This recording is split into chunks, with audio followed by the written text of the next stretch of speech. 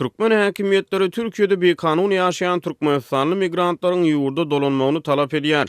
Lewapda polisiýa işgärleri Türkiýede bekanun ýaşaýan lewaply raýatlaryň Türkmenistana maşgalalaryndan olaryň ýurda dolanmagyny talap edýär. Bu barada Azatlyk radiosynyň ýurt içindäki habarçysy howpsuzlyk ýagdaýlary sebäpli atlandyrylmalyk şertine 9 ýanwarda habar berdi. Türkiýedäki wizalarynyň möhleti geçen lewaply raýatlaryň Türkmenistana maşgalalaryndan olaryň ýygyna dolanmagy talap edilýär. Gelmedik ýagdaýyny olaryň jinaýat jogapkärçiligine çekiljegi duýdurulýar diýip habarçy aýtdy. Onuň maglumatlaryna görä yerli polisiýa Türkiýede bekanun ýaşaýan raýatlary Döwlet Migrasiýa Gurulunyň maglumatlary anyklady. Migrant ýakynlary bilen gurrundeşlikde polisiýa Türkiýede ýanwaryň başyna käbir türkmen raýatlarynyň adam pidalaryna getiren uly jinaýata gatnaşanlygyny aýdýar. Olary ýyda dolamak talaplary hem bu sebäp bilen düşündirilýär. Mundan beýlek raýatlaryň türk döwletine çykmagy hem kynlaşdyrylýanyny duýduruldy diýip habarçy häkimetleriň migrant howsarlaryny aýdan gurrunlaryna salgylandy. Ýanwaryň başyna käbir türkmenistanlylar adam öldürmek jinaýatyny guman edilip türk polisiýasy tarapyndan tutsak edilipdir diýip habarçy maglumat berdi.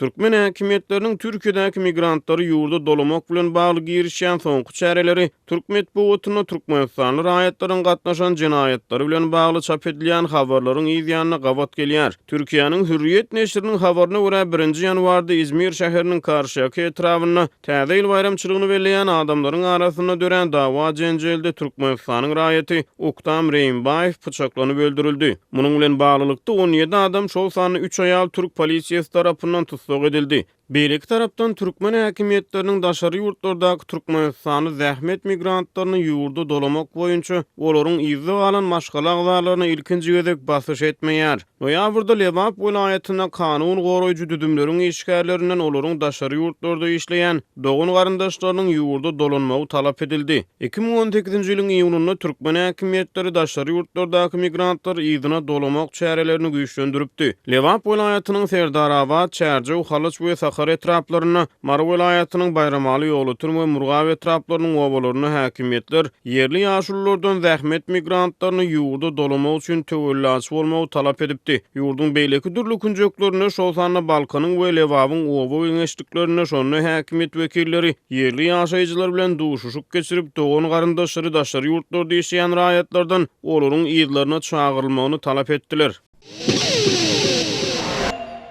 Türkiýanyň Istanbul şäherinde bir özbegi öldürmekde we başga bir türkmen raýatyny agyr yaralamakda guman edilýän 2 türkmenistanly tutsak edildi. Bu barada Türkiýanyň media serişdeleri habar berýärler. Milliýet neşriniň 9 ýanwarda çap eden habaryna görä 1 ýanwarda saat 22:00 töwereginde Esenyurt etrawynyň ýaşaýjylary gamagyndan pyçaklanan adamy görüp bu barada saglyk işgärlerine habar berýärler. Wakanyň bolan ýerine baran saglyk işgärleri tarapyndan 23 ýaşyndaky türkmenistanly Arslan Bakırköy Okuw we Derňöw keselhanasynyň reanimasiýa bölümine yerleştirildi. 3 günden soň ol özüne geldi diýilip habarda bellenilýär. Aýdylmagyna görä şondan soňra Türkmenistanly Arslan wakanyň bolan wagty Esenyurdyň Talat Paşa sewitindäki jaýda bir-birini tanaýan 5 dostuň arasynda dawa jenjeliň dörendigini aýtdy. Maglumata görä şonu ol özüniň hemde 23 ýaşyndaky Özbegistanly Olim Beýiň pyçaklanandygyny we onuň wakanyň bolan ýerinde ölendigini, özüniň bolsa yaraly ýagdaýda öýden çykyp gaçmagy başarandygyny gurrun berdi. Bu aralykda 3 ýanwarda Türk polisiýasy Özbegistanly Olim Beýiň jesedini Istanbulyň Beýlik düze etrawynda suwun kenarynda tapdy. Derňewçiler onuň garnyndan pyçaklanyp öldürilendigini anykladylar diýilip Milliýet neşriniň habarynda aýdylýar. Bu wakadan soň Türk polisiýasy Türkmenistanly 44 ýaşyndaky Bartalaw we onuň 44 ýaşyndaky aýaly Rozany hemde 35 ýaşyndaky Özbegistanly Jamaly tutsak etdi. Şondan soňra soraw çekilen şüpheliler Olim Beýi öldürendiklerini ve Arslany agyr yaralandyklaryny boyun aldylar. Şüphelilerin wakanyň bolan güni Bartalawyň özbek we türkmen raýatlaryny pyçaklandygyny, onuň aýalynyň we beýleki özbek raýatynyň oňa kömek edendigini gurrun berendigi anyklandy. Şeýle olaryň Olim Beýiň jesedini zir-dibil dökülýän çelege goýup, jaýdan 200 metr çemesi uzakdaky kanala zyňandyklaryny aýdandygy hem tasdiklandy. Jesedin kanaldan beýlik düzündäki kenara çenli akyp gidendigi çaklanylýar diýilip habarda aýdylýar.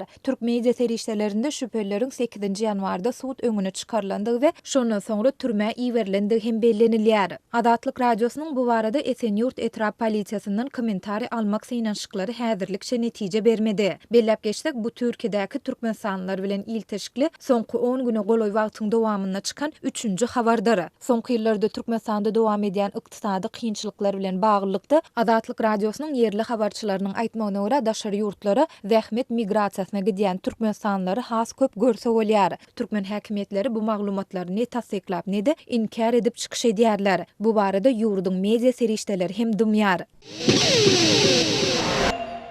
Aşgabatda pensiýa we döwlet kömek puluna alýan raýatlardan täze resminamalaryň ençemesini tawşyrmak talap edilýär. Bu resminamalary ýanwaryň ahyrına çenli tawşyrmadyk raýatlaryň pensiýa we kömek pullarynyň bank kartlaryna geçirilmejekdigi duýdurulýar. Adatlyk radiosynyň paýtagtdaky habarçylarynyň biriniň habar bermegine görä, şu hepdäniň başynda türkmensanlar tarapyndan giňden ulanylýan IMO Messengerinde bu barada bildiriş peýda boldy. Şondan soňra Aşgabatlaryň onlarçası şäheriň berkararlyk we Köpetdağ etrap sosial üçünçülük idaralarına bardylar. 8-nji ýanwarda bu ýerde köp sanly adam ýüşdi. Berkararlyk etrap sosial üçünçülük idarasynyň işgärleri bildirişiň dogrudygyny tasdikladylar. Ýöne bu barada idaranyň özüne hiç ýyly bildiriş asylmandyr. Olar munyň sebäbini hem düşündirmediler. Ýöne şondan soň adamlar sorulýan resminamalary ýygnap başladylar diýip howpsuzlyk aladalar sebäpli gidlinlik şertinde söhbetdeş bolan habarçy 9-njy ýanwarda gurrun berdi.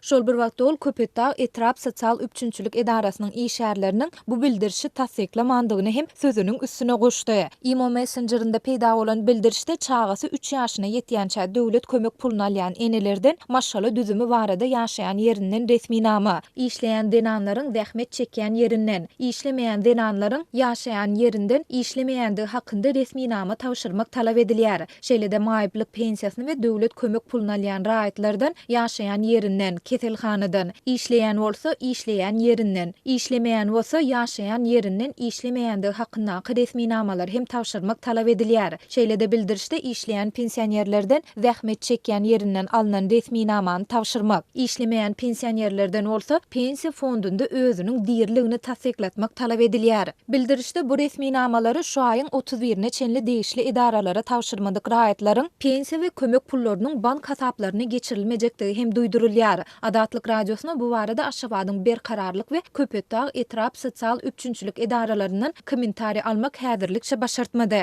Adatlyň Aşgabatdaky habarçysy geçen ýyllarda pensionerlerden özleriniň diýerligini suwd etmek talap edilen bolsa da şeýle resminamalaryň kömek puluna alýan raýatlardan ilkinji gezek sorulýandygyny aýtdy. Häkimetler bu resminamalary talap etmek arkaly gaz, tok we suw ýaly hyzmatlaryň töleglerini öz wagtynda töletmäge synanşýan ýaly bolup görünýär. Sebäbi öý dolandyrş idaralary gurrun edilen resminamalary diňe tölegler tölenen bolsa berýär diýip habarçy belledi. 6-njy ýanwarda Adatlyk radiosynyň Lewapdaky habarçylarynyň biri velayetde özleriniň diýerligini suwd etmedik raýatlaryň dekabr aýy üçin pensiýa we döwlet kömek pullarynyň olaryň bank hasaplaryna geçirilmändigini habar berdi.